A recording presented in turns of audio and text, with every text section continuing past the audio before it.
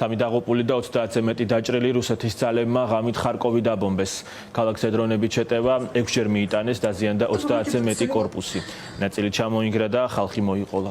ხელისუფლება აცხადებს, რომ დაშავებულებს შორის ერთი ბავშვია. ხარკოვის გარდა რუსებმა იერიში მიიტანეს კიევის ოლქზეც. ბროვარის რაიონში დრონის ფრაგმენტები დასახლებაში ჩაცვევდა. დაიწვა ავტოსალონი და მანქანები. უკრაინის პრეზიდენტი გუშინ სუმის ოლქში იმყოფებოდა, შეხვდა სამხედროებს და ფრონტზე არსებულ ვითარებას ადგილზე გაეცნო.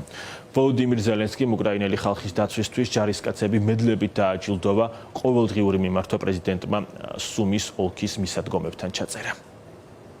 Я хочу подякувати всім нашим. მინდა მადლობა გადავუხადო ჩვენს ჯარისკაცებს, სერჟანტებს, ყველა ოფიცერს, რომლებიც იბრძვიან გმირულად ამ ადგილებში. მადლიერი ვარ, რომ ჩვენი ხალხის მიმართ, რომლებიც იცავენ საკუთარ სახლებს, საკუთარ დასახლებებს და საკუთარ მიწას, ჩვენს მიწას, აქ ყოფნა, არმიის მხარდაჭერა, ერთმანეთზე ზრუნვა, გვეხმარება დავიცვათ უკრაინა და მშვიდობას მივუახლოვდეთ.